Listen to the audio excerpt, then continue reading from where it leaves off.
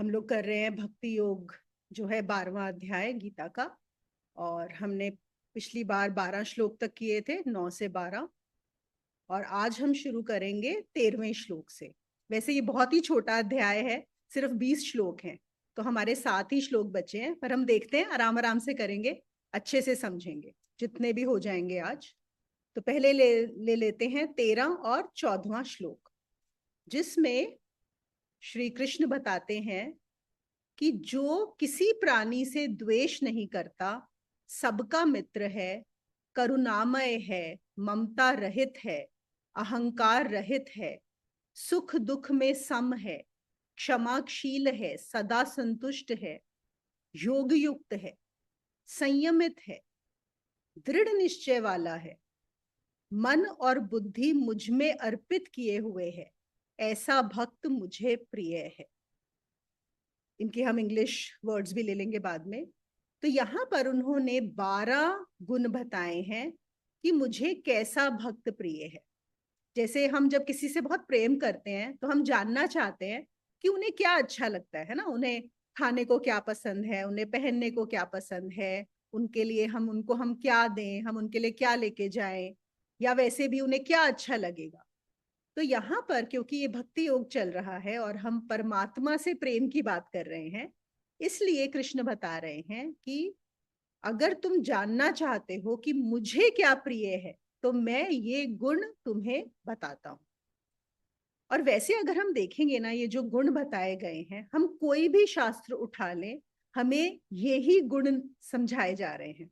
अगर आप लोगों को ध्यान हो, इवन अष्टावक्र गीता में जो तीसरा या चौथा श्लोक है, तीसरा श्लोक है शायद, जिसमें जब शुरू में जो है जनक पूछते हैं अष्टावक्र को कि मुझे ज्ञान कैसे मिलेगा या मेरी मुक्ति कैसे होगी, तो क्या बताते हैं अष्टावक्र, उन्होंने वो जो बताया कि सबसे पहले तो तुम जो विषय हैं उनको विष के समान त्याग दो, और फिर क्या, क्षमा, आर्जव, दया, संतोष और सत्य का अमृत पान करो। तो यही वाले, वो यहाँ पे उन्होंने 5 बताए हैं, यहाँ 12 बताए हैं, लेकिन एक्चुअली हम देखेंगे तो ये बिल्कुल कनेक्टेड है, वही चीज है। और एक और बड़ी मजेदार बात यहाँ पे ये है कि ये जो 12 है, ऐसा नहीं है कि हमको इन 12 गुणों पे काम करना है, बिल्कुल ऐसा नहीं है, क्योंकि वो तो बहुत ज्यादा हो जाएगा। लेकिन अगर हम इसमें से कोई भी एक गुण उठा लें, सिर्फ एक, कोई भी आप एक उठा लो, तो बाकी 11 अपने आप ही आप में आ जाएंगे। हमको सिर्फ एक पे ही काम करना है। और सच में फाइनल बात तो ये होती है कि जब हम साधना करते हैं तो साधना से ये गुण आपको एक फल मिलता है, ये साधना के फल में आपको ये गुण मिलते हैं। और वो क्या मिलता है, जब आप रियलाइज करते हो कि आप जिसको मैंने खुद माना हुआ है कि मैं ये हूं, तो वो मैं कोई अलग हूं ही नहीं, मैं ये अस्तित्व ही हूं। देखो क्या है, जैसे सपोज किसी को हमने एनेस्थीसिया दिया हुआ है, ठीक है। आप ही सोचो, आपको कभी एनेस्थीसिया अगर मिला हो, जो लोकल एनेस्थीसिया होता है, लेट अस से आपको आपकी कमर के नीचे का हिस्सा पूरा एनेस्थाइज कर दिया गया, ठीक है। तो अब क्या होगा, आपको सिर्फ अपना कमर के ऊपर के हिस्से का आपको ध्यान होगा, उसके आपको कॉन्शियसनेस होगी, लेकिन नीचे की बॉडी का आपको कुछ पता नहीं है ना, आपको फीलिंग नहीं होगी। लेकिन जब आप ठीक हो जाओगे, जब वापस उसका वो हटने लगेगा एनेस्थीसिया का असर, तब आपको वो बॉडी महसूस होने लगेगी। तो हम यहाँ पर भी कुछ ऐसा बोल सकते हैं कि एक तरह से हमें भी एनेस्थीसिया दिया हुआ है, जिससे हमें सिर्फ यही शरीर महसूस होता है कि ये मैं हूं, और इसके अलावा जो भी कुछ है वो हमें लगता है कि वो अलग है, वो मैं नहीं लगता, वो कुछ और लगता है। जिसकी वजह से हमारी जो परसेप्शन है, हमारी जो अटेंशन है, हर चीज बहुत लिमिटेड हो जाती। तो साधना क्या करती है, साधना वो जो एनेस्थीसिया दिया हुआ है ना, उसके असर को समाप्त कर देती है। तो जब उसका असर समाप्त होता है, तब आपको फिर सडनली रियलाइज होता है कि अरे ये तो सब कुछ एक है, मैं कोई अलग नहीं हूं। जैसे मैं बार बार बोलती हूँ कि ये जो उंगली है, ये उंगली सोचे कि मैं इस शरीर से अलग हूं, इस उंगली का इस शरीर के बिना कोई अस्तित्व है ही नहीं, वो अकेले में कुछ नहीं कर सकती। ये उंगली भी एग्जिस्ट करती है क्योंकि ये पूरा शरीर एग्जिस्ट करता है, बिना शरीर के इस उंगली का कुछ नहीं है। बिल्कुल ऐसे ही हम भी ये पूरे अस्तित्व के साथ जुड़े हुए हैं, एक ही हैं।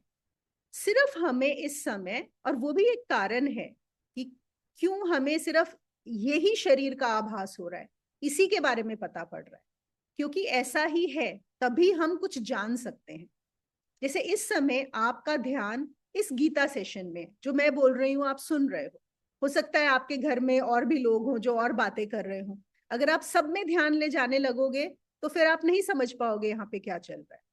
तो हमें अगर कोई भी चीज जाननी होती है तो हमें उस अनुभव को लिमिट करना पड़ता है, हमें अपने ध्यान को एक डायरेक्शन देनी पड़ती है। इसीलिए ये जो अस्तित्व है ये क्या कर रहा है, ये अस्तित्व अलग अलग अनुभव ले रहा है। तो एक जो अस्तित्व ने फॉर्म लिया हुआ है वो क्या है, वो ये मुनि बना हुआ है। एक अस्तित्व रेणु बनी हुई है, एक अस्तित्व शिवानी बनी हुई है। सब लोग यहाँ पे जो हैं सब वो अस्तित्व ही अलग अलग अलग अलग, क्योंकि वो वैसे ही अनुभव ले रहा है। अनुभव तभी लिया जा सकता है अगर हम उस अस्तित्व को एक लिमिट कर। पर प्रॉब्लम कहाँ पे आ जाती है कि जब हम वो लिमिट में आ जाते हैं, उस लिमिट में, तो हम उस लिमिट से ही बिहेव करना शुरू कर देते हैं, हम उसको ही सत्य मान लेते हैं, और वहां से शुरू होती है हमारी सफरिंग बस। और क्योंकि हमारे उसमें सफरिंग आ जाती है इसलिए हमें फिर से उसको हटाना पड़ता है। ये जो भाव है कि मैं बस ये ही हूं, इस भाव से बाहर निकलना पड़ता है, और वही साधना काम करती है। ठीक है, तो अब अगर हम देखें कि ये जो 12 गुण हैं तो इन्होंने कौन सा, हम लेते हैं ऊपर से शुरू करते हैं। सबसे पहले मैंने, आप देख ही रहे होंगे कि मैंने यहाँ पे पीछे लिखे हुए हैं, पहले आप यहाँ से देख सकते हो। वैसे मैं सब के नाम बता दूंगी आपको, कोई दिक्कत होगी नहीं। तो सबसे पहले है किसी से द्वेष नहीं, और दूसरा है सबसे मैत्री। द्वेष नहीं मतलब no hatred towards anyone, and मैत्री फ्रेंडशिप विद ऑल। देखो, एक तो हमने पहले भी एक बार किया था कि द्वेष और मित्रता जो होती है ये एक ही सिक्के के दो पहलू हैं, और ये जो दोनों हैं ये हमारे खुद की अहंकार से जुड़े हैं, हमारी इच्छा से जुड़े हैं। जो मित्र मित्र होता है वो कौन होता है, हमारा फ्रेंड जो होता है वो कौन होता है। देखो, जो मेरी इच्छा है, जो मेरी वासना है, जो भी मेरी उस इच्छा या वासना को पूरा करने में मेरी मदद करता है वो मेरा मित्र होता है। और शत्रु कौन होता है, द्वेष हमें किससे होता है कि मेरी कोई इच्छा है और कोई और उसमें ऑब्स्टेकल बनता है, बाधा बनता है मेरी इच्छा पूरी होने के लिए, तो वो कौन हो जाता है, वो शत्रु हो जाता है, उससे हमें द्वेष भाव हो जाता है। आप इसी समय, ये बहुत इंपॉर्टेंट पॉइंट है और मैं चाहती हूं आप लोग सब, स्पेशली जो नए आए हैं, वो जरूर इस पे थोड़ा मनन करें। आप लिखें कि आपको किस किस से मैत्री का भाव फील होता है, किस किस से आपको द्वेष का भाव फील होता है। अपने लिए उनके नाम लिखें, और देखिए आप अपने साथ ये कर रहे हैं, आपको किसी के साथ शेयर नहीं करना है। मैं आपको पूछने नहीं वाली कि आप उनके नाम बताएं या लिखें, कुछ नहीं, ये आपकी अपने लिए है ये एक्सरसाइज। और फिर आप देखना कि वो मित्र क्यों लगता है मुझे, और वो जिससे द्वेष है वो क्यों लग रहा है। तो हम क्या पाएंगे, हम यही पाएंगे कि बस जहां पर मेरी इच्छा, ये मित्र है क्योंकि ये मेरी इच्छा पूरी करने में मुझे हेल्प कर रहा है, सपोर्ट कर रहा है, वो कहीं ना कहीं साधन बन रहा है, या साधन इकट्ठा कर रहा है कि मेरी इच्छा पूरी कैसे हो, इसलिए वो मित्र है। और जब भी कोई भी मित्रता शत्रुता में क्यों बदलती है, इसीलिए कि जब आपकी जो इच्छा, देखो सबकी इच्छाएं भी बदलती रहती हैं और सबके भाव भी बदलते रहते हैं, क्योंकि हम जानते हैं कि ये मन हमेशा बदल रहा है। तो अब क्या हुआ है, आप भी हो सकता है आपकी इच्छा बदल गई हो, आप क्या चाहते हैं, और वो जो है उसका भी कुछ बदल गया हो और वो आपको सपोर्ट नहीं कर रहा, या वो आपकी हेल्प नहीं कर रहा, तो वहीं पे वो जो मित्रता है वो शत्रुता में हो जाती है। और जितनी ज्यादा गहरी मैत्री होती है उतनी ही ज्यादा गहरी शत्रुता भी होती है। और मित्रता अगर गहरी होगी तो बहुत छोटी बात पे, मतलब ऐसा नहीं है कि बहुत बड़ी बात होनी होगी, बहुत छोटी बात भी बहुत ज्यादा हर्ट हो जाती है। ये हम सबका अनुभव होगा, ये हम सब जानते हैं, पर फिर भी अच्छा होता है कि अगर हम इसको करें। तो बात कहाँ पे आ गई, देखो, जो हम द्वेष की बात कर रहे हैं और मैत्री की बात कर रहे हैं। वो बात कहाँ पे आ गई? मेरी इच्छा पे, कि ये मेरी इच्छा है, मैं ये चाहता हूं। अगर मेरी इच्छा ही नहीं होगी, अगर मेरे से ये ही छूट गया कि मैं क्या चाहती हूं या मैं क्या नहीं चाहती, तो नेचुरली अपने आप वो जो द्वेष है वो समाप्त हो जाए।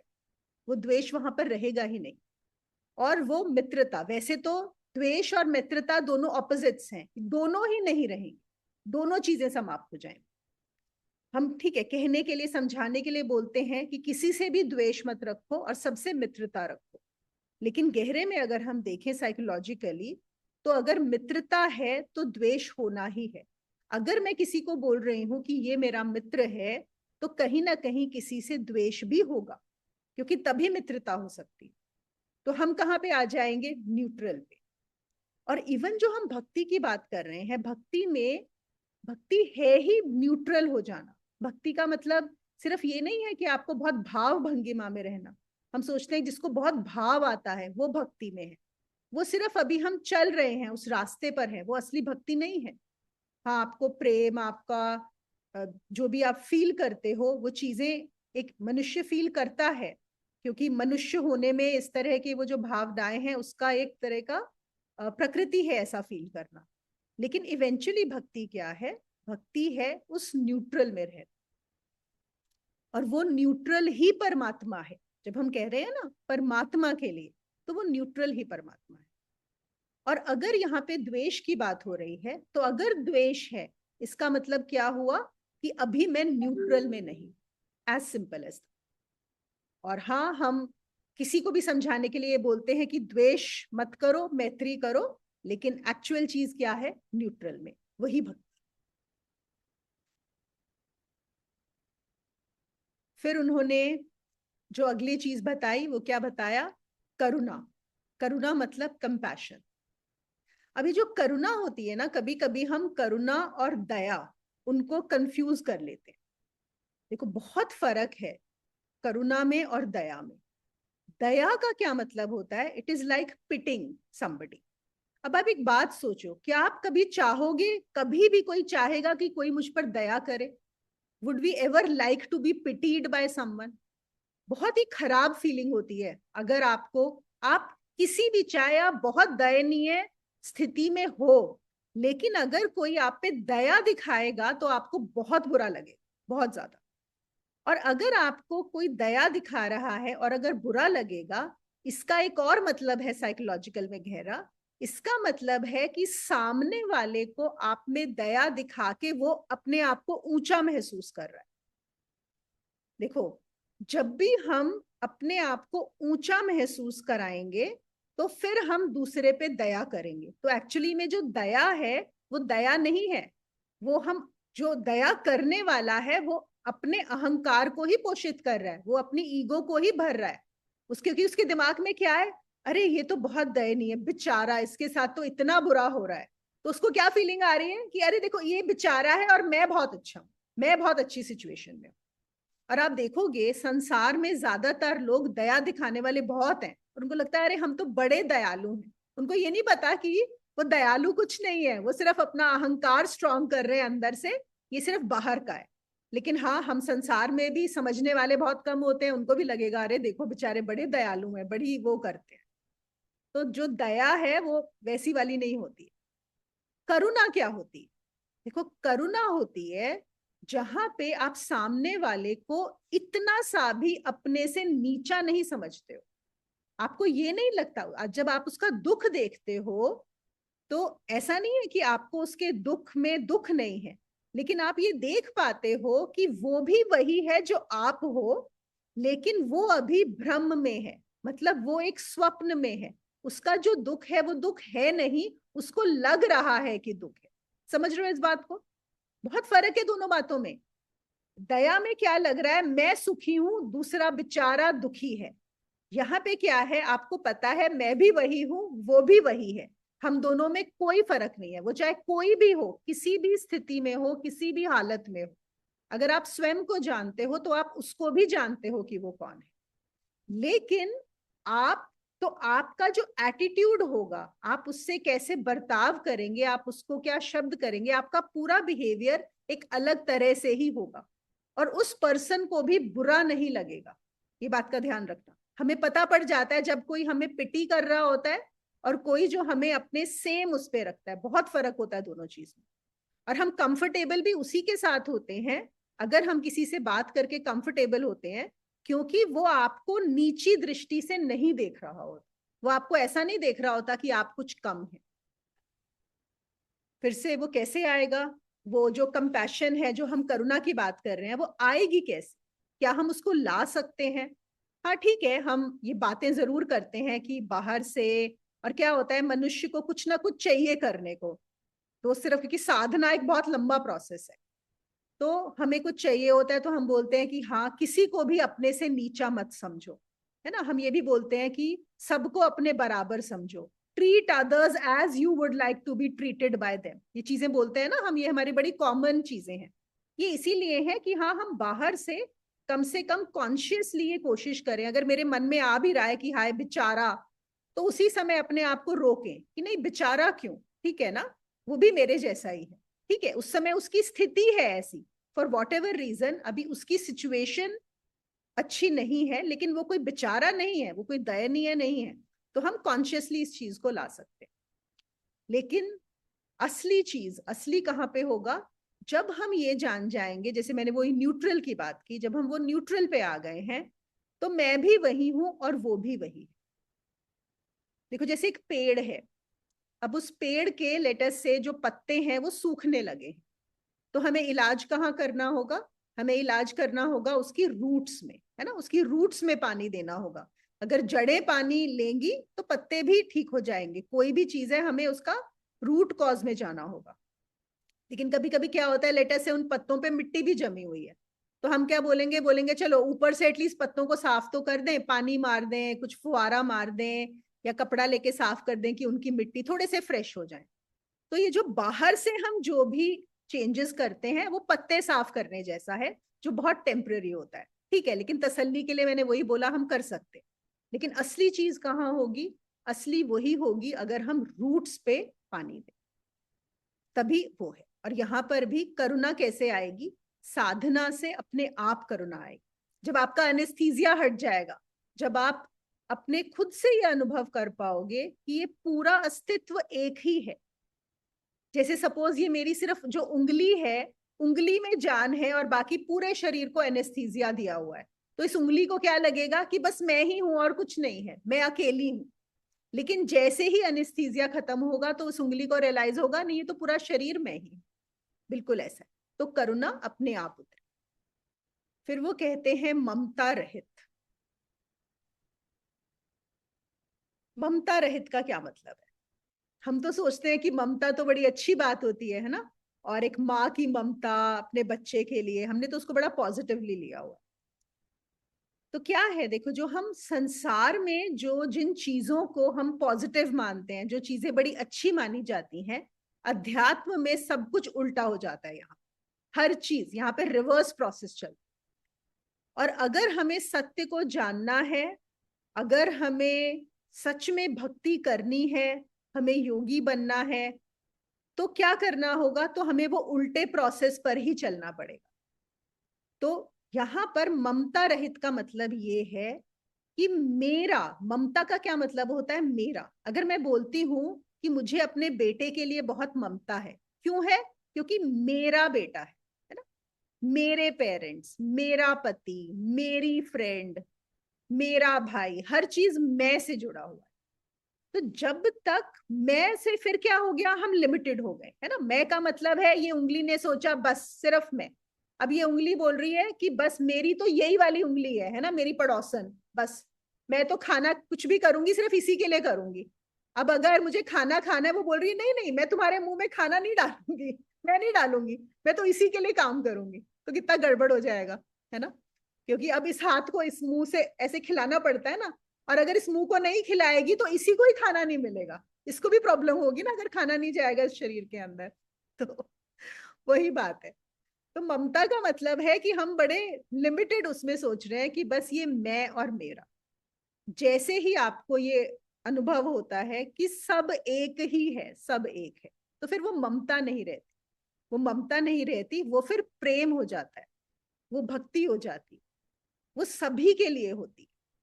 और मुझे ये भी पता है कि सभी के लिए हमारे यहाँ पे बहुत सारे सवाल आएंगे और मैं बिल्कुल लेना चाहूंगी, हम अच्छे से डिस्कस करेंगे कि ऐसे कैसे करेंगे, है ना। और फिर हमें होता है क्या हम सबको, जैसे मैं अपने बेटे को ट्रीट करती हूँ, क्या मैं सबको वैसे ही ट्रीट करना शुरू कर दूं? इसका क्या ये मतलब हुआ? है ना। नहीं, इसका ये मतलब नहीं है, और इसके मतलब को हमें समझना पड़ेगा आगे। पर ममता से मेन है कि मेरा हटा दो। और आपको ये शायद रियलाइज नहीं होगा, लेकिन हम जो ममता में हम बहुत ज्यादा हिंसक हो जाते हैं।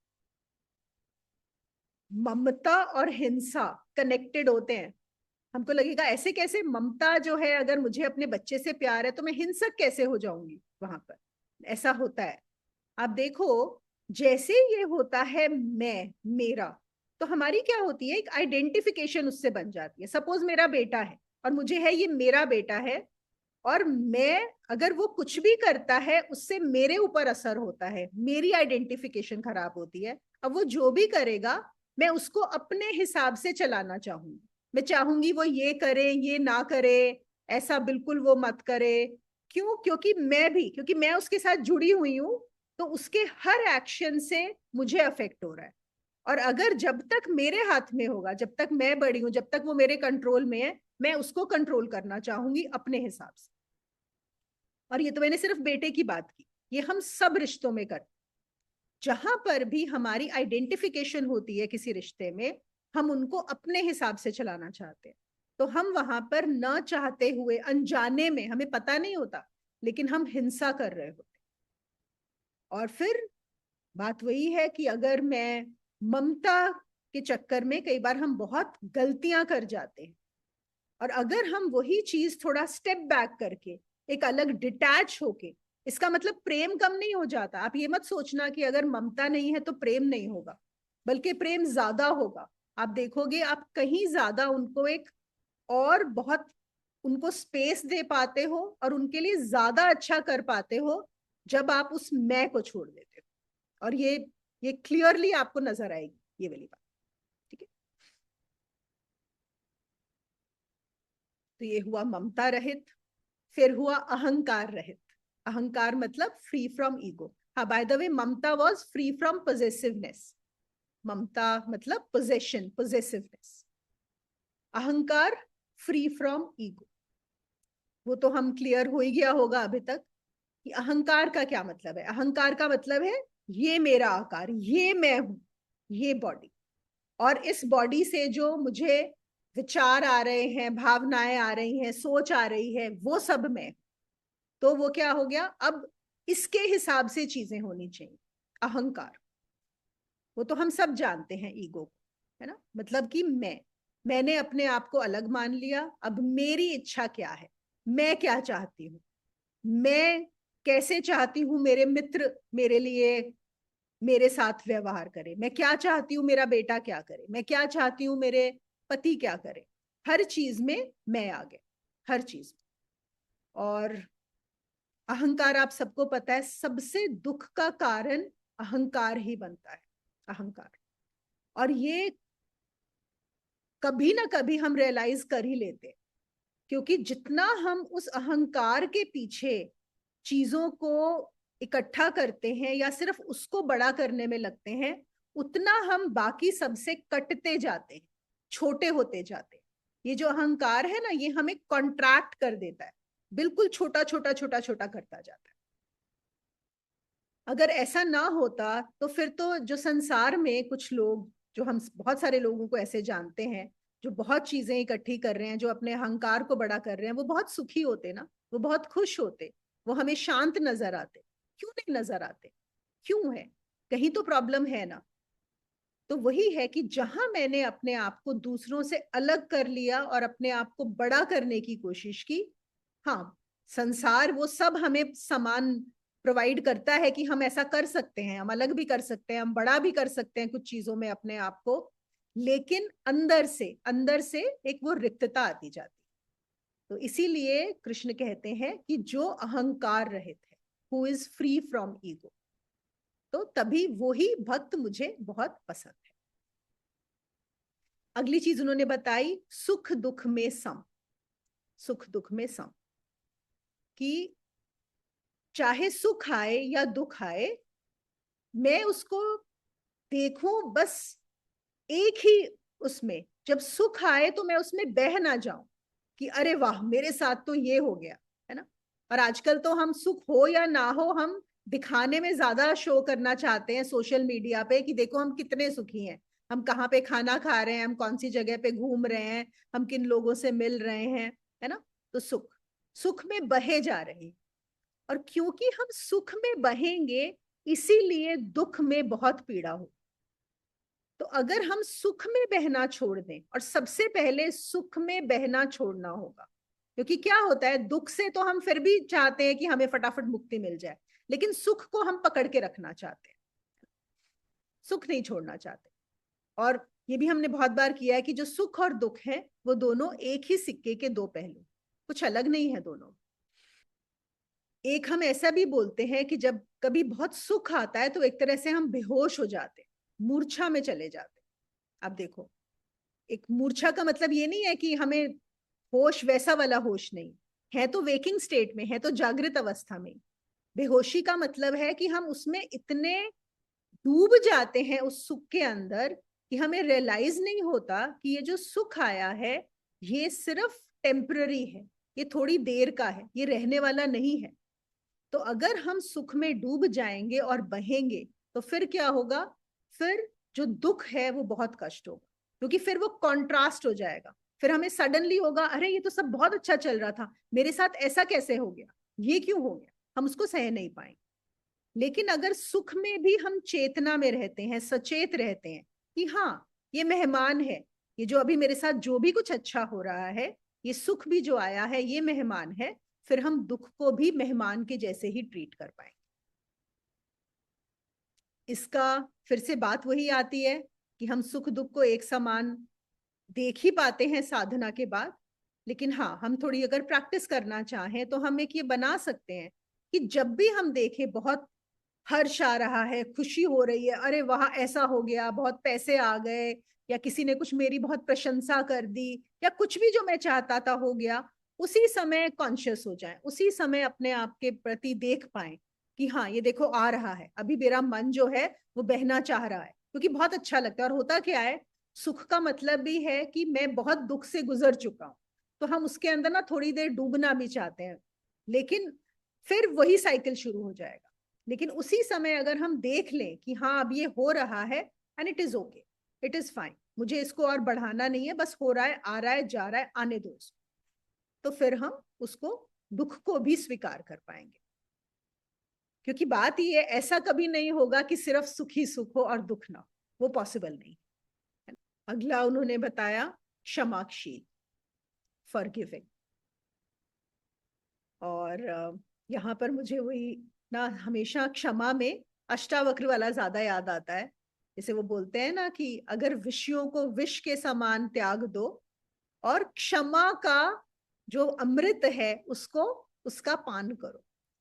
क्योंकि क्षमा देखो, ये भी एक, हम सबको पता है, हम कितने सारी एक्सरसाइजेस करवाते हैं फॉरगिवनेस वाली, कभी भी कुछ भी कराते हैं तो हम बोलते हैं कि अच्छा सबको माफ करो, क्षमा करो, क्षमा करो। क्योंकि हमारा जो मन है, जब तक वो अपने आप को अलग देखता है, अलग पाता है, और उसकी इच्छाओं पे अगर किसी ने अटैक किया है या उसकी इच्छा में कोई बाधा बना है, तो वहीं पर द्वेष आ जाता है।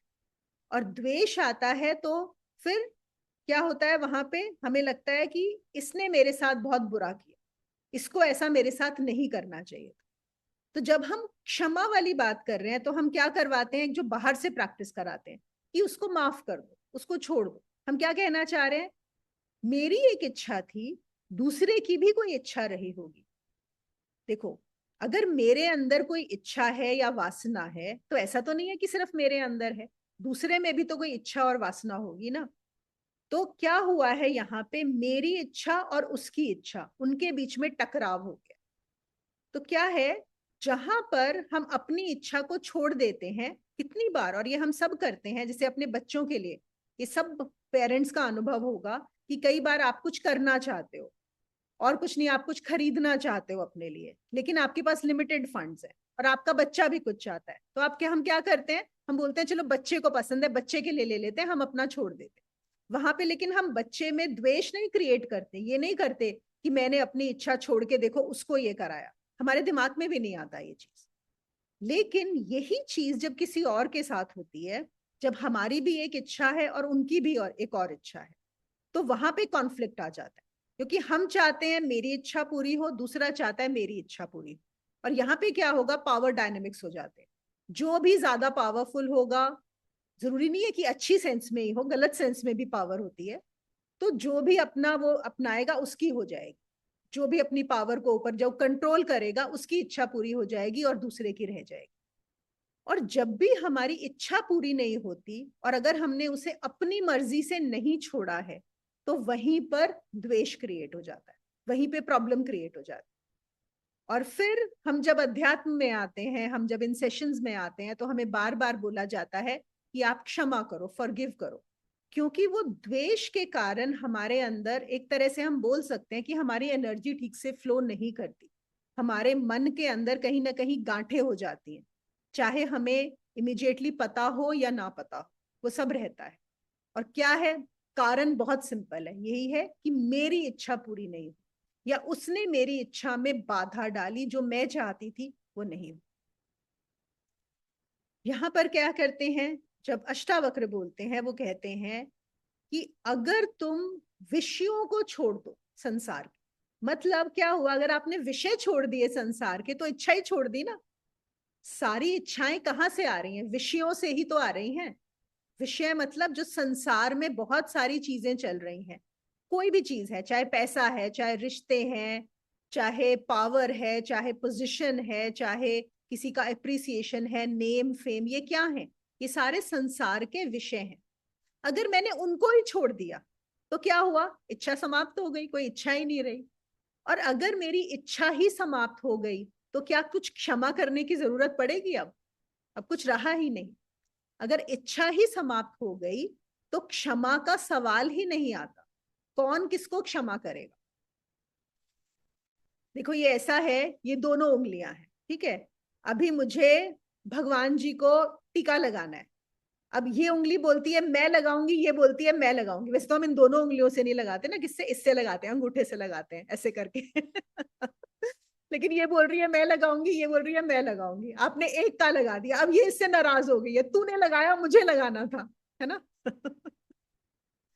तो इसमें भी अगर हम साइकोलॉजिकल पॉइंट ऑफ व्यू से थोड़ा सा जाएंगे ना, देखेंगे कि कहाँ कहाँ मुझे क्यों किसी को फॉरगिव करना पड़ रहा है, इसीलिए कि उसने मेरे साथ कुछ ऐसा किया जो मैं नहीं चाहती थी, या तो मेरी इच्छा में आया या कुछ ऐसा कर दिया। क्योंकि एक ये भी होता है कि हम नहीं चाहते थे वो हमारे साथ ये करे और उसने मेरे साथ कर दिया, वो भी एक तरह से अननोइंगली भी एक इच्छा ही है कि वो ऐसा ना, तो फिर क्षमा आ जाए।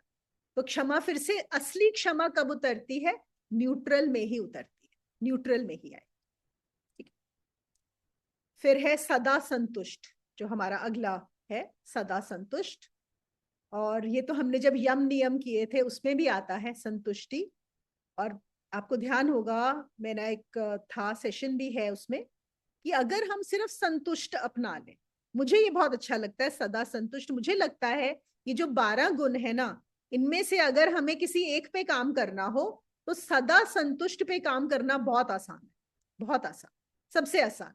इसका क्या मतलब है कि मुझे जो मिल रहा है अभी, जो मेरे पास है, जितना है, मैं उसमें संतुष्ट हो जाऊं, किसी भी फॉर्म में।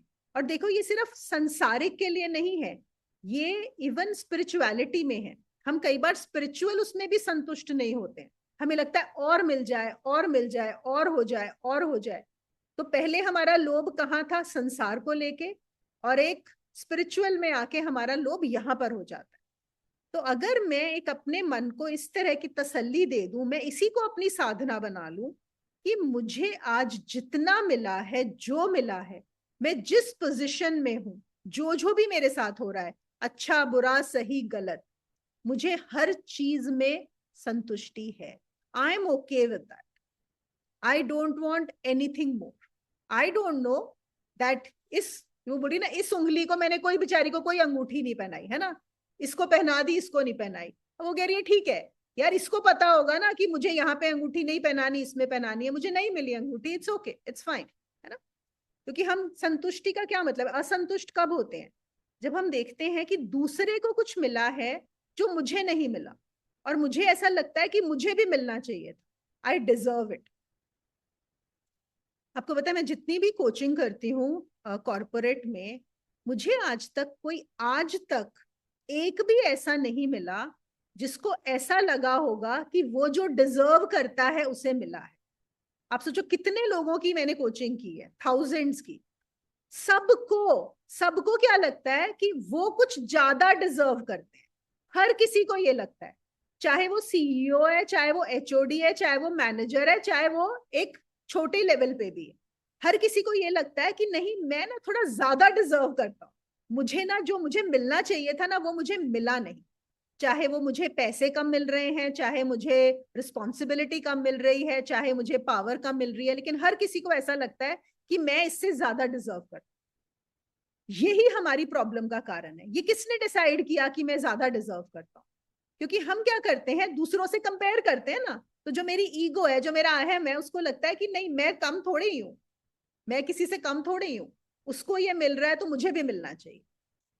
और सबसे मजे की बात यह है कि जितने हमारे जो लोग क्लोज होते हैं ना, हम उनसे अपने आप को सबसे ज्यादा कंपेयर करते हैं। जैसे अगर सपोज आपको किसी के बारे में पता लगे, किसी ने बहुत अच्छा कुछ अचीव किया, कोई है लेटर से दूसरे देश में है, उसको अरबों रुपए की लॉटरी लग गई, या उसको कोई बहुत अच्छा, उसने कोई नोबेल प्राइज ले लिया, कुछ भी ले लिया, तो हमें कुछ फर्क नहीं पड़ेगा। लेकिन हमारा पड़ोसी या हम जिसके साथ उठते बैठते हैं, उसके साथ कुछ बड़ी चीज हो जाए, जो वो सडनली वो थोड़ा ऊपर उठ जाए, तो आप देखो वो चीज सडनली आपको वो एक कंपैरिजन आ जाता है। आपको लगता है, और कहीं ना कहीं जो हमारे बराबर वाले भी होते हैं, हम उनके साथ ये भी, हम उनको जानते हैं, तो हम कहीं ना कहीं ये सोच रहे होते हैं ये भी मेरे जैसा है, मैं इसमें अच्छा हूँ, वो उसमें अच्छा है। और फिर हमें लगता है उसको ये मिल गया जो मुझे नहीं मिला, तो पक्का कुछ कुछ गड़बड़ है। हमें लगता है कि मैं तो ठीक हूं, कुछ कारण है जिसकी वजह से मुझे वो नहीं मिल रहा जो मैं डिजर्व कर। और इसीलिए जो संतोष है वो क्या है, वो हमें ये बोल रहा है कि जो भी तुमको मिला है इसमें कोई भी संशय मत रखो। जो हमारा था ना परम श्रद्धा, have that faith, that total trust, कि वो जो पूरा अस्तित्व है उसको पता है कि आपको क्या देना है। सपोज एक पेंटिंग है, आपने एक पेंटिंग बनाई है कैनवस पे। अब आप जब पेंटिंग बनाओगे, कोई हिस्सा है जिसको आप काला पेंट करोगे, है ना, कोई हिस्सा है जिसको लाल पेंट करोगे, एक जगह आप फूल बनाओगे उसी कैनवस पे, और एक जगह कांटा भी बनाओगे। अब क्या है, वो जो कांटा बना है वो बोल रहा है, अरे मुझे क्यों कांटा बनाया, है ना, वहां पे फूल बना, मुझे क्यों कांटा बनाया। लेकिन जो पूरी पेंटिंग है उसमें फूल भी उतना ही जरूरी है और कांटा भी उतना ही जरूरी है। ये तो पेंटर को पता है ना कहाँ क्या बनाना है। अब वो आपस में ही लड़ने लगे, कांटा बोले मैं भी फूल ही बनूंगा, सारे कांटे बोले मैं भी फूल ही बनूंगा, तो उससे कुछ फायदा नहीं है, वैसे भी वो फूल बनाने वाला नहीं है। तो कांटे को अगर आपका कांटा बनाया गया है तो उसी में संतुष्ट हो जाओ कि हाँ मुझे कांटे का रोल मिला है, क्या प्रॉब्लम है। तो ये अगर हम समझ लें एक छोटा, बाकी सब अपने आप आराम से आ जाते। फिर जो तीन है उनको मैं एक साथ लेती हूं आगे। योग युक्त, आत्मसंयमी और दृढ़ निश्चय। योग युक्त मतलब जो नियम से कर रहा है। यूनाइटेड इन योगा तो हो गया, वो तो यूनाइटेड इन योगा तो हो गया, मतलब पूरा योग, जिसने योग जान ही लिया है, जो न्यूट्रल में है वो तो है ही। लेकिन हम इसको अभी समझने के लिए ऐसा बोल सकते हैं कि आत्मसंयमी, जिसमें कंट्रोल है, जिसमें डिसिप्लिन है, जो नियम से चल रहा है, जो योग के लिए आकांक्षा कर रहा है, जो योग ही जिसका पर्पस है। योग का पर्पस क्या मतलब हुआ, जो उस न्यूट्रल में आ जाए, जो ये जान जाए, जब ये उंगली जान जाए कि मैं शरीर ही हूं, मैं अलग नहीं हूं इस शरीर से, वो हुआ योग। योग में नहीं है इसका क्या मतलब, ये उंगली सोच रही है कि मैं अलग हूं और ये शरीर अलग है। और योग में होना, ये उंगली जाने कि मैं भी ये शरीर ही हूं, है ना, वो हुआ योग। योग वो तो हुआ हमारा फाइनल डेस्टिनेशन। लेकिन उससे पहले हम ये ऐसा बोल सकते हैं जो उसके लिए कार्य कर रहा है, उस स्टेप्स पे चल रहा है। किसके साथ चल रहा है? सेल्फ कंट्रोल, संयम के साथ, डिसिप्लिन के साथ। हम जो भी कोई मार्ग पर चलें, चाहे हम योग के मार्ग पर चलें, ज्ञान के मार्ग पर चलें, भक्ति के मार्ग पर चलें, हमारा जो डिसिप्लिन है वो बहुत जरूरी है। और डिसिप्लिन किससे आता है? जब आपका लक्ष्य क्लियर होता है, जब आपका गोल क्लियर होता है, जब आपका उस गोल के प्रति इतना प्रेम होता है कि आप उस डिसिप्लिन को नहीं छोड़ते। वो अगर मैंने कृष्ण को आज नहीं भी जाना, मैंने उस न्यूट्रल को नहीं भी जाना, लेकिन क्या मुझे ये क्लियर है कि मुझे अब उसी को पाना है, वही मेरा लक्ष्य है और कोई लक्ष्य नहीं, एक ही लक्ष्य। फिर उसके प्रति मैं दृढ़ निश्चय से, विद फर्म कन्विक्शन, पूरी तरह बिना किसी संशय के अगर मैं चलूंगी, तो ये जो गुण है, ये 3 गुण आ जाते हैं: डिसिप्लिन, सेल्फ कंट्रोल और कन्विक्शन, दृढ़ निश्चय। ये बहुत जरूरी है किसी भी मार्ग पर चलने के लिए। इनफैक्ट अगर हमें संसार में भी कुछ चाहिए, अगर हमें संसार में भी कुछ भी पाना है, तो हमें ये करना ही पड़ता है। हमें कंट्रोल भी करना पड़ता है, डिसिप्लिन भी करना पड़ता है, और हमें निश्चय भी रखना होता है, एफर्ट लगाने पड़ते हैं। और हाँ, जैसा संसार में होता है कि कभी भी हम फेलियर्स भी आते हैं, हमें ऐसा लगेगा कि अरे हमने तो बहुत एफर्ट किया लेकिन हम नहीं पहुंच पाए, नहीं हो रहा है, लग रहा है जैसे मेरे लिए तो ये बना ही नहीं है। कई बार ना साधकों के साथ भी ऐसा होता है, जब वो रास्ते पे चलते हैं, मार्ग पर चलते हैं, इमीडिएट आपको रिजल्ट्स, बेनिफिट्स नजर नहीं आते, या आपको लगता है मुझे तो कोई अनुभव नहीं हो रहे, या मुझ में तो कुछ भी नहीं बदल रहा, मैं तो वैसा का वैसा हूं। तो शुरू में ऐसा लगेगा, वो हर मार्ग पर होता है। लेकिन दृढ़ निश्चय का मतलब है अगर मुझे क्लैरिटी हो गई है, तो अब मैं इस रास्ते को छोड़ूंगा नहीं। जैसे हम वेट लूज करने के लिए जब कुछ जिमिंग शुरू करते हैं या कोई भी एक्सरसाइज या डाइट, शुरू में इमीडिएट थोड़ी रिजल्ट्स मिलते हैं। ऐसा होता है ना, आप सोचते हो अरे मैंने तो 2 दिन से नहीं खाया है, सलाद ही खा रही हूँ, लेकिन अभी भी मेरा वेट कम नहीं हुआ। लेकिन अगर मुझे क्लियर है, करना है, तो चलना ही पड़ेगा ना उसमें निश्चय से। बिल्कुल साधना के पथ पर भी वही सेम चीज कार्य करे। और लास्ट उन्होंने जो पॉइंट दिया है, वो दिया है मन बुद्धि अर्पित। इवेंचुअली क्या करना है? और देखो, मन बुद्धि ना, हम यहाँ पे इसको एज अ गुण बोल देते हैं। ये तो हमारे पहले वाले श्लोक में भी आया था, जब उन्होंने बोला था कि मन बुद्धि मुझ पर अर्पित करो। और फिर उन्होंने ही बोला था, कृष्ण ने ही, कि अगर तू ना कर पाए मन बुद्धि अर्पित, तो फिर तू अभ्यास कर। ध्यान होगा ना, उसने यही बात वहां पे हुई थी। और आखिर में वही है। और मन बुद्धि अर्पित होते हैं, आप कर नहीं सकते। आप कैसे करोगे मन और बुद्धि? मन और बुद्धि, मन और बुद्धि से अर्पित किए नहीं जा सकते, है ना? तो हम क्या कर सकते हैं? जो हमने बाकी गुणों की बात की है, हम अभ्यास करते हैं, हम डिसिप्लिन कर सकते हैं, हम एक दृढ़ निश्चय बना सकते हैं।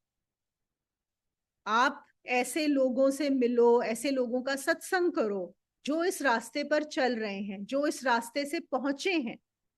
इसीलिए हमें उनका संग करना होता है, ताकि हमारा निश्चय बना रहे, ताकि हमारे मन में शंका ना आए, और हम चलते रहें, चलते रहें। इसीलिए संगत, जो हमारी कम्युनिटी होती है, हमें लोगों से मिलना, कि वो हमें बताएंगे। देखो, जैसे बच्चे जो होते हैं, इवन पढ़ाई करते हैं, कोई जेई की तैयारी कर रहा है, या नीट की कर रहा है, या यूपीएससी की कर रहा है, ये लोग भी ग्रुप में भी तैयारी करते हैं, इंडिविजुअल भी करते हैं। फिर वो ऐसे सेशंस में, ग्रुप्स में, क्लासेस में मिलते हैं, ताकि उन्हें दूसरों को देख के भी एक आता है कि देखो वो भी कर रहा है, मुझे भी करना है। इसीलिए हमारी संगत, इसीलिए हम बार बार इतने सब सेशंस, प्रोग्राम्स, कुछ ना कुछ करते रहते हैं, कि आपको ये क्लियर हो कि हाँ, उस लक्ष्य को पाया जा सकता है। For sure, 100%। अगर आप क्लियरली चाहते हो, उस लक्ष्य को पाना मुश्किल नहीं है, बस आपको चलते रहना। ठीक है? तो आज हम यहाँ पे बस यही 13-14 श्लोक ही करेंगे। अब हम लोग इस पे डिस्कशन कर लेते हैं।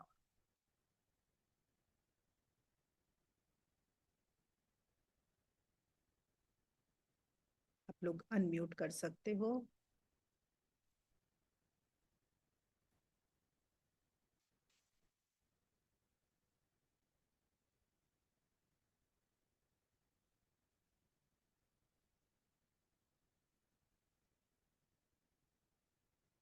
ये तो आज का ऐसा टॉपिक है जो सब रिलेट कर सकते हैं इससे बहुत अच्छे से, है ना? तो क्या आपके दिमाग में प्रश्न आए इसको लेके, कुछ भी कहीं पे भी कोई कंफ्यूजन आया हो? Monika ji, I want to ask regarding the first one, friendship और हेट्रेड का आपने जो बोला था ना, हाँ, I just wanted to know, is it possible to be friends with all without any expectation or attachment?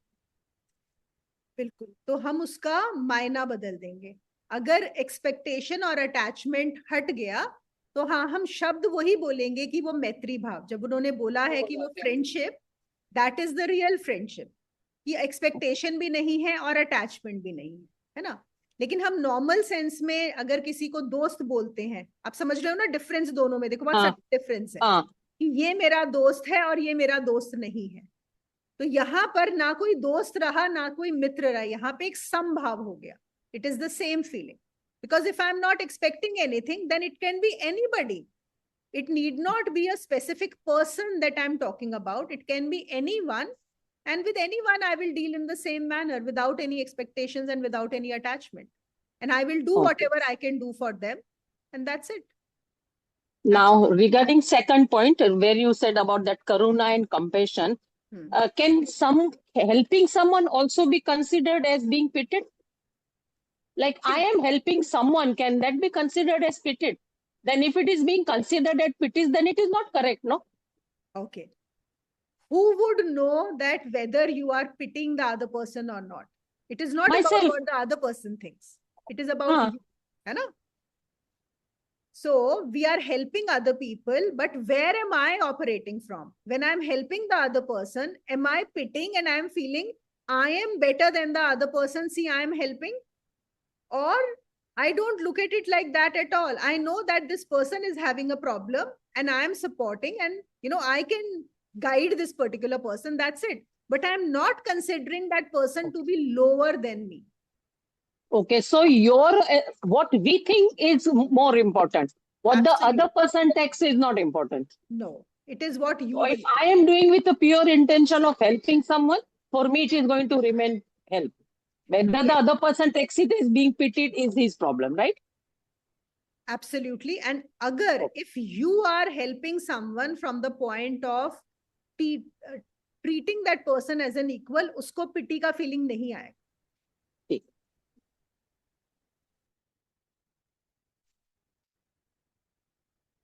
Unless that person is like कुछ ज्यादा ही गड़बड़ है, तो एक बात अलग है। लेकिन बट मेन Okay. हमारा फोकस हमेशा हमारे ऊपर होना चाहिए, है ना, कि मैं अंदर से क्या, मैं किस सेंटर से ऑपरेट कर रहा हूं.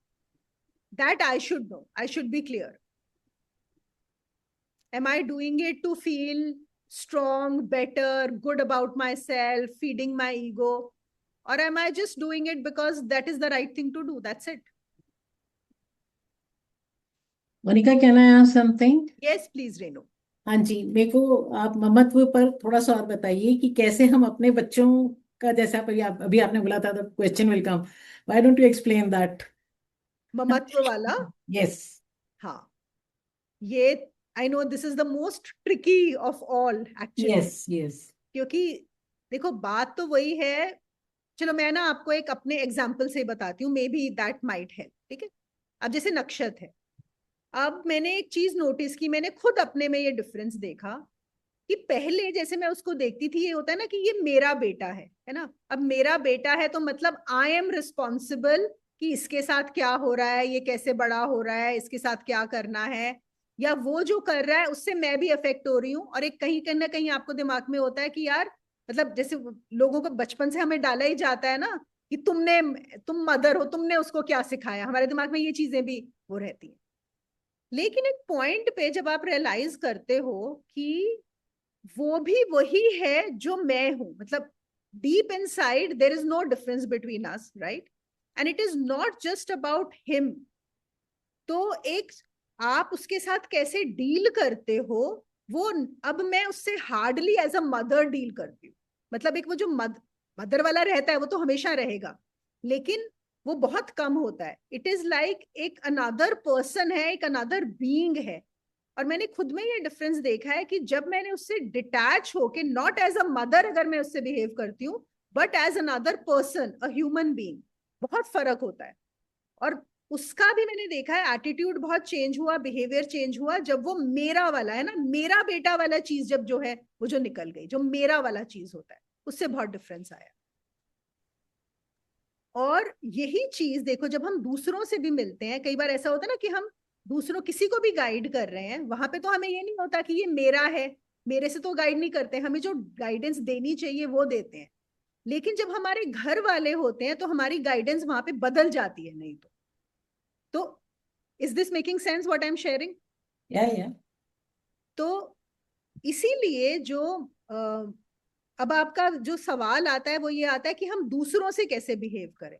तो दूसरों से बिहेवियर में भी if you are coming from your centre which is not कि इससे मुझे क्या मिलेगा या मैं इससे अफेक्ट हो रहा हूं, वो जो ममता वाली चीज है वो उस पर हमें ध्यान देना होगा।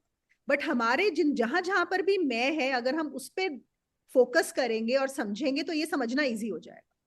अभी तो मैं इसी कॉन्टेक्स्ट में बता सकती हूँ कि हमारे सबके बच्चे हैं यहाँ पे, कोई ना कोई है जो हमारा है, हम कैसे उनके साथ डील करते हैं। या आप उनको ये देखो, आप एक बार अपने माइंड से ये हटाओ कि ये मेरा है, जैसे ये मेरी बेटी है, ये मेरी बेटी को गाइड करना है, वो हटा दो, डिटैच हो जाओ, थोड़ा सा स्टेप बैक हो जाओ, आप देखो आपका गाइडेंस बहुत डिफरेंट होगा। तो ये जिनको पता चलता है कि हम अलग हैं, मतलब थोड़ा सा जो डीप इन साधना में है उनको समझ में आता है, जो नहीं अभी डीप है उनको अगर समझाना हो तो कैसे समझाया जाए? क्योंकि उनको तो हम ये नहीं बता सकते ना अभी। जो जानता ही नहीं है, वो अपने आप को ही नहीं जानता, वो आगे क्या चीज समझेगा? तो उनको तो सबसे पहले खुद को ही जानना होगा ना, फिर वहीं पे घूम फिर के बात आती है कि आपको अपने ऊपर ही काम करना होगा सबसे पहले ओके। तो ये बात तो है ही। और हाँ। इसीलिए वही चीज आ जाती है कि क्या तुम अपने आप को जानना चाह रहे हो? और जो ये नहीं जानता, खुद को ही नहीं जानता, जिसकी पूरी आइडेंटिफिकेशन ही मेरे बच्चों, मेरा परिवार, मेरी फैमिली उससे बनी हुई है, वो ये बात नहीं समझ सकता। हाँ, उसको समझाना थोड़ा मुश्किल, टेढ़ी खीर है मतलब। हाँ, तो उसको ये नहीं समझा सकते, बस आप उसको ये जरूर समझा सकते हो रेनू कि अगर वो बहुत परेशान हो रहा है या ममता इसको वो ले रहा है, तो आप बोलो कि पहले खुद को तो समझ लो, क्योंकि जब आप खुद को समझोगे तभी तो आप दूसरे को समझ पाओगे। मैंने जैसे आपको बोला कि जब मैं नक्षत्र को देखती हूँ तो मुझे पता है कि वो भी वही है जो मैं हूँ, है ना। वो चीज कब आएगी? पहले तो खुद को जानना वो पड़ेगा ना, जानने तभी से तो आई। आप समझोगे कि वो हाँ दूसरा जी। क्या है। Yes yes. उससे पहले तो वो सिर्फ मेरा बेटा है। हाँ, वही तो ना, जो ये बात यहाँ बता रहे हो आप, वो बिल्कुल हाई लेवल की, वो हाँ। सांख्य योग वाली बात हो रही है। तो नीचे स्टेप थोड़ा करके उस हाँ, हिसाब से मैं पूछ रही थी कि बाकी लोग जो बिल्कुल नहीं समझते, जिनको बिल्कुल ज्ञान नहीं है, उनको समझाना हो तो कैसे करो। और ऐसे बहुत लोग मिलते हैं। I come across so many people myself, जो अभी भी इसी में फंसे हुए हैं कि कैसे निकलें। आप उनको ये जरूर समझा सकते हो, जो मैंने अभी वायलेंस वाली बात बताई ना, कि जब हम्म। भी हम जिससे भी, क्योंकि ये मैंने देखा है, मैंने दो चार लोगों से ऐसे बात की है जैसे आप बता रहे हो, और उनको ये चीज मतलब उन्होंने सोचा इस बारे में और उनको सही लगा कि जब भी मैं किसी से आइडेंटिफाई होता हूं, अगर मेरा बेटे से मेरी आइडेंटिफिकेशन है, तो मैं ना चाहते हुए भी उसके साथ हिंसक होती हूँ। ये रियलाइज करना ये थोड़ा आसान होता है मेरे हिसाब से, इसके लिए भी थोड़ी बुद्धि चाहिए समझने जी के लिए। चाहिए, हाँ हाँ। लेकिन फिर भी लोग ये समझ पाते हैं कि हाँ मैं वॉयलेंट हो रहा हूँ क्योंकि हम्म। मैं अपनी इच्छा से कर रहा हूँ, क्योंकि मेरी एक लिमिटेड सोच है कि मेरा बेटा या मेरी बेटी या मेरा हस्बैंड या मेरी वाइफ कैसी होनी चाहिए, और मैं उनके ऊपर वो चीज थोपने की कोशिश कर रहा हूँ मेरी वजह से। और जब भी मैं किसी पे कुछ थोप रहा हूँ तो मैं क्या कर रहा हूँ? मैं वायलेंस ही कर रहा हूँ वहां। और कभी ऐसा कोई व्यक्ति अक्रॉस आ जाए जिसके ऊपर चीज थोपी जा रही है, ऐसा भी तो होता है ना, हम तो अभी ये वाला देखा है, हम थोप रहे हैं। हाँ। ऐसे भी लोग आपके पास आते हैं जिनके ऊपर चीज थोपी जाती है। हम्म। वो अपने आप को इससे कैसे मुक्त करवा सकते हैं? Is there any? उनको तो आचार्य प्रशांत के वीडियोस भेज दो, वो यही काम कर रहे हैं। हाँ, वही है एक्चुअली। वो यही तो कर रहे क्रांतिकारी। हैं कि हर चीज जो तुम्हारी थोपी जा रही है वही तो हटा रहे हैं। पता है, हाँ बिल्कुल। जिन पे थोपा जा रहा है वो सबको देखा नहीं कितना डांटते हैं कि तुम कैसे थुपवा लेते हो अपने ऊपर। तो वही है। उनको हाँ, तो फिर डायरेक्टली देखो, अगर बता सकते हो तो डायरेक्टली बताना होगा कि देखो ये तुम पे थोपा जा रहा है चीज, है ना। बताया मैं तो बता देती हूँ, ऐसा नहीं है, लेकिन बताओ। वो शायद उनकी अभी बुद्धि या तो इतनी खुली नहीं है, और वो बोलते हैं हम छूटे कैसे इससे, मतलब लोग काउंटर क्वेश्चन होता है हम कैसे छूटे हैं। उनको तो बोलते हैं भाई कोई साधना करो, किसी पथ पे जाओगे तभी होगा, देखो बिना पथ पे छूटने के जाए। लिए ना करेज चाहिए होता है।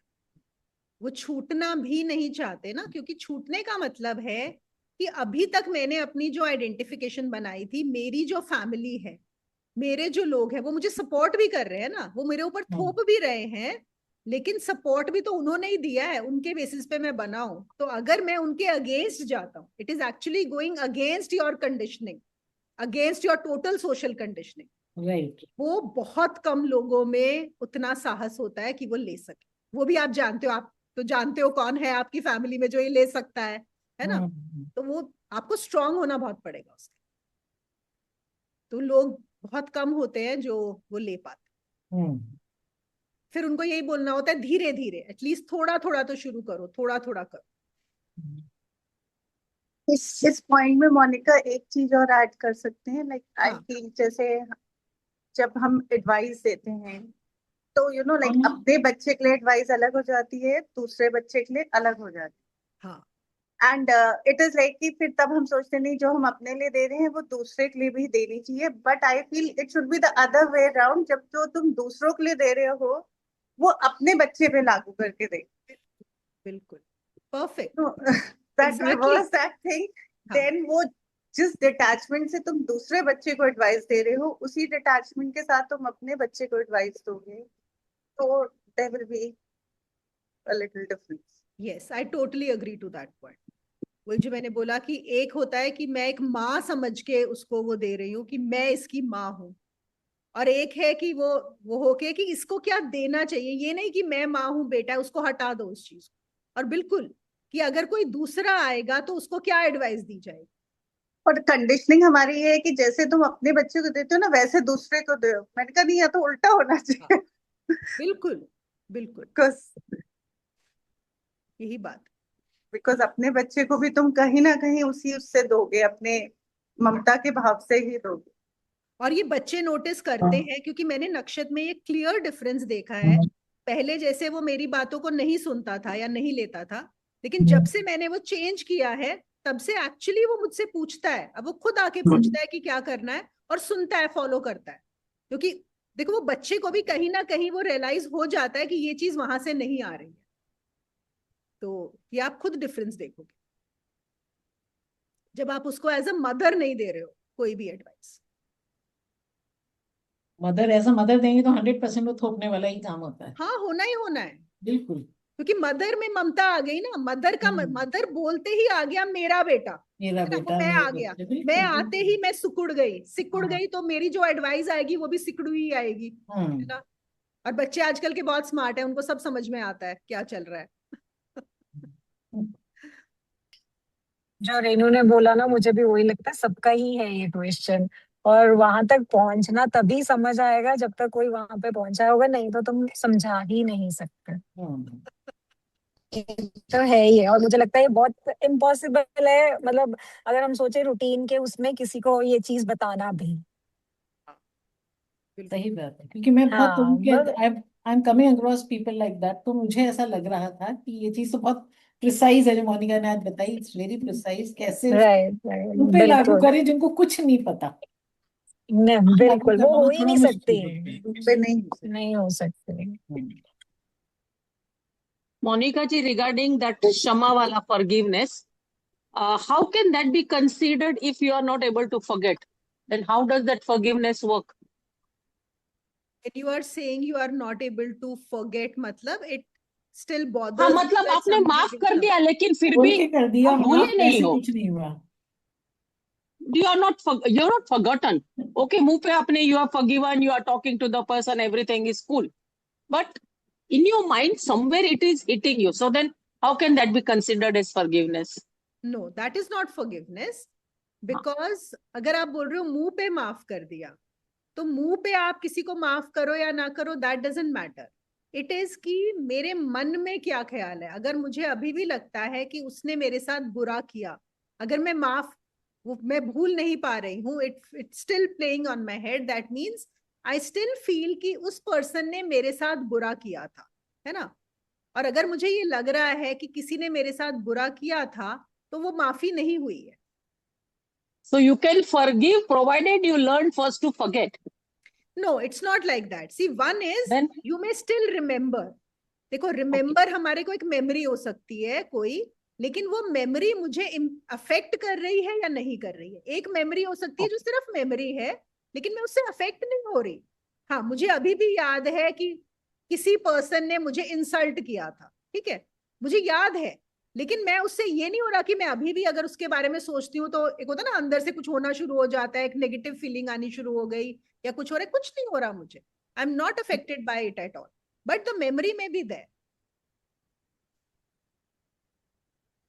But if the memory is there and I'm also feeling, I still feel that emotion in me, even though maybe a diluted form, हल्का हो गया लेकिन अभी भी फील हो रहा है, तो मतलब वो अभी अभी प्रोसेस चालू है. मेमोरी कंप्लीटली कभी नहीं जाती. मोनिका, एक चीज और पूछनी है. हाँ जी. इसी से ही स्वाति के क्वेश्चन से ही है.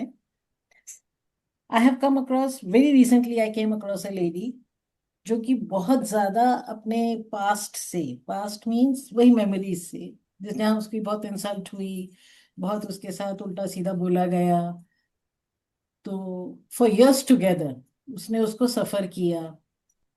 तो she just opened up in front of me and she wanted to know कि how to get rid of it. Luckily वो उसने रेकी भी सीखी है, तो I just told her to clear her past and all. उसको समझाने के लिए क्या कर सकते हैं? उन्होंने ये भी बोला, शी कन्फ्रंट, उसने क्या बोला कि मैंने जिन लोगों के साथ, मेरे साथ ये ऐसा उन्होंने किया था, मैंने उनके सामने बोल भी दिया. तो आई थॉट कि आई जस्ट आस्क यू कि ऐसे में क्या करना चाहिए, ऐसे व्यक्ति को क्या करना चाहिए? देखो, ये तो ठीक है आपने जो बताया उनको कि रेकी के थ्रू पास्ट को क्लियर करो क्योंकि हीलिंग की जरूरत है, और यही है, आपको धीरे धीरे स्टेप बाय स्टेप चलना होगा. और एक और चीज है ना, देखो, उन्होंने इतने सालों पहले तो उनके साथ जो भी हुआ, ठीक है, फिर वो जो हुआ उन्होंने उसको अपने अंदर रखा माइंड में, तो वो कहीं ना कहीं तो वो आपके सिस्टम का हिस्सा बन ही गया है. मतलब इतने सालों तक आपने एक चीज को इतनी इंपॉर्टेंस दी है, और ऐसा जरूर हुआ होगा कि उनकी लाइफ भी उसके अराउंड ही रिवॉल्व की होगी. और मैं जैसे बताती हूँ कि हमारे माइंड में जो लोएस्ट होता है हमारा ध्यान वहीं पे रहता है. तो अगर आपने इतनी ज्यादा अटेंशन एक पर्टिकुलर पीस को अपनी लाइफ में दी है, तो वो तो अभी बहुत ज्यादा डोमिनेंट होगा उनकी लाइफ में, there is no doubt about. और उसको टाइम लगेगा, समय लगेगा जाने, क्योंकि ये जो भी चीजें हैं, अब जैसे ये ऐसा ही हो गया ना कि अगर हमारी कोई बीमारी है जिसको हम बोलते हैं, ये होती है ना कि एक बहुत लंबे समय तक कोई बीमारी चलती है, तो फिर वो ऐसा नहीं है कि आपकी एकदम से ठीक हो जाएगी. तो यहाँ पर भी वही है कि कोई मेंटल चीज इतनी ज्यादा डिस्टर्ब कर गई, और कितने लोग ऐसे होते हैं, I am sure there are millions of people like that, इनके साथ कुछ हुआ और वो जिसको भूलते ही नहीं है, उसी में रहते. फिर क्या होता है, अनलेस आप एक पॉइंट पे आ जाओ, जैसे हो सकता है ये लेडी, इन्होंने आपसे बात की, वो आ जाएं और वो बोले कि बस यार बहुत हो गया, अब मुझे इससे निकलना है, I am done, I don't want it any. फिर आप कुछ ना कुछ रास्ता ढूंढते हो, थेरेपी लेते हो, या जैसे यहाँ पे रेकी तो बहुत अच्छा तरीका है उस चीज की हीलिंग करने के लिए, और फिर आपको आगे इससे निकलना ही पड़ेगा. देखो, इवेंचुअली तो ये चीजें उसी से ही जाएंगी, साधना पर ही आके जाएगा, और वो भी साधना में भी ऐसा नहीं है कि आपका एक ही दिन में हो जाएगा, सालों की साधना लगेगी. तो बिल्कुल ठीक है आपने जो अभी बताया है, ऐसे ही उनको चलने दो, और ऐसे हमें बहुत लोग मिलते रहेंगे. कुछ ना मैंने तो कुछ उसको रेकी का तो उसको बताया. Secondly I told her that gradually you come to kriya yoga, एक मार्ग मिल जाएगा. जिसे आपने उसको क्रिया का बोला, बिल्कुल ठीक किया, क्योंकि क्रिया से क्या हो रहा है, क्रिया कोई भी साधना क्या कर रही है, वो हमारा ब्रेन जिसके एक पर्टिकुलर सेल्स हैं जो अभी उसी में ही वो घुसा हुआ है, हमारी पूरी अटेंशन, हमारा पूरा ध्यान, जब आपका वो एक्सपैंड होता है किसी भी चीज में, जब हमारी सोच एक्सपैंड होती है, हमारा ये सारा सिस्टम एक्सपैंड होता है, तब हम उन चीजों को छोड़ पाते हैं. जब तक हमारा दिमाग एक ही चीज पे है, मैं छोटा सा एग्जांपल है, जैसे सपोज करो किसी ने सिर्फ लाइफ में चाय ही पी है, उसको चाय के अलावा और कोई ड्रिंक नहीं पता, ठीक है ना, तो अगर हम सपोज मैं उसके आगे एक ग्लास रखूं जिसमें ब्राउन लिक्विड है, वो क्या बोलेगा, बस ये चाय ही है. बड़ा सिंपल एग्जांपल दे रही हूँ, चाय है, लेकिन जरूरी है कि वो चाय हो, वो कॉफी भी हो सकता है, वो हॉट चॉकलेट भी हो सकता है, वो कोई और ड्रिंक भी हो सकता है, लेकिन उस इंसान को क्या पता है, उसको सिर्फ एक चाय पता है तो वो चाय ही उसको बोले। ऐसे ही हमारा जो माइंड है ना, वो इतना, उसका एक्सपोजर इतना लिमिटेड होता है, ये जो संसार का एक्सपोजर होता है, कि हम चीजों को एक दृष्टि से ही देखते हैं।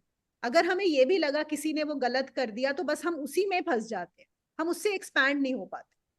तो जब भी हम कोई साधना करते हैं तो हमारा एक तरह से वो एक्सपेंशन हो जाता है, हमको और बहुत कुछ पता पड़ता है जिसमें वो चीज बहुत छोटी हो जाती है। फिर हमें रियलाइज होता है अरे मुझे ही नहीं पता था, मैंने इसको गलत समझ लिया था, ये तो गलत था ही नहीं, इसमें क्या बिग डील थी।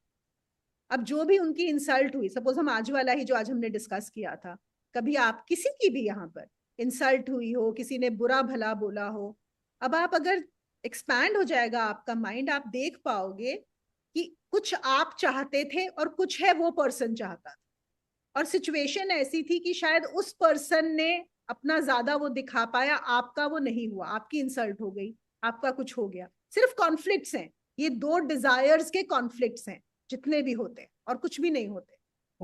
तो जब आप उस चीज को, और जब आप ये समझ जाओगे कि हाँ यार, अगर मेरे में इच्छा है तो दूसरे में भी इच्छा होगी, ज्यादा भी हो सकती है, कम, उसमें कोई बुराई थोड़ी है, क्योंकि चित्त तो हम सबका एक ही है, मन तो एक ही है, अलग अलग नहीं है, उसी चित्त में से सब आ रहे हैं। जैसे मैंने बोला, इस उंगली की भी इच्छा है तिलक लगाने की, इसकी भी इच्छा है, तो इट्स ओके, इट्स फाइन। तो फिर आप वो चीजों से हट जाते हो, आपका ध्यान हट जाता है, तब आप इस दर्द से बाहर निकल पाते हो, इस दुख से। नहीं तो फिर आप उसी दुख में घूमते रहते हो। तो ये लंबे प्रोसेसेस हैं सारे के सारे। हाँ, और इसीलिए ना मुझे कभी लगता है, बहुत सारे लोग, अभी ना मेरे एक कलीग थे, जिस कंपनी में मैं थी उसमें साथ में, उनका फोन आया, ही मस्ट बी नाउ 77 78। उनको क्या हुआ, बीच में बड़े बीमार हो गए, उसके बाद उनकी थोड़ी मेमोरी भी जाने लगी। तो एक दिन मुझे फोन करके बोलते हैं थोड़े दिन पहले कि मोनिका, मुझे लग रहा है अब तो कुछ मैं किसी लायक बचा नहीं, ना काम करने लायक बचा हूं, ना घूमने लायक बचा हूं, लग रहा है अब तो मुझे अध्यात्म में ही आना पड़ेगा। मैंने कहा हाँ, जैसे अध्यात्म खाली चीज वेली सबसे फालतू वो बैठी हुई है कि अब और कुछ नहीं बचा तो चलो मैं अध्यात्म में आ जाता हूँ, बड़ा एहसान कर रहे हैं अध्यात्म में आके। और एज इफ अब इस हालत में और इस एटीट्यूड से वो अध्यात्म में चल पाएंगे, मतलब। तो वही है ना, जो स्पिरिचुअलिटी को लोग सोचते हैं जब कुछ नहीं बचेगा तब हम करेंगे, वो किसी काम की नहीं है आपकी। स्पिरिचुअलिटी तो सबसे पहले शुरुआत होनी चाहिए, बचपन से ये सब चीजें होनी चाहिए।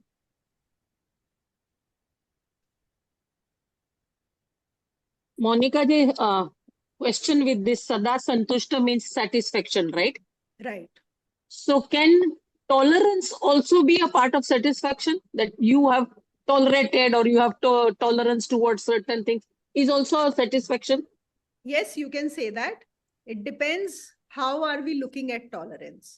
So let's say in a way, जिसको हम हिंदी में कभी तितीक्षा भी बोलते हैं, टॉलरेंस बहुत अच्छी चीज होती है क्योंकि वो आपको स्ट्रॉन्ग करती है। टॉलरेंस कैन ऑल्सो बी कि सर्दी गर्मी, जैसे आजकल गर्मी बहुत है ना, हम बोलते हैं अरे गर्मी बर्दाश्त नहीं हो रही, पर हाँ ठीक है, आप थोड़ा बर्दाश्त करो, थोड़ा दर्द बर्दाश्त करो, थोड़ी ठंड बर्दाश्त करो। एक टॉलरेंस वो होती है कि आप जिसको आप ना स्ट्रेंथ बना रहे हो कि मैं बहुत जल्दी डिस्टर्ब ना हो जाऊं, या माइंड में भी किसी ने कुछ बोल दिया, सो यू आर टॉलरेटिंग।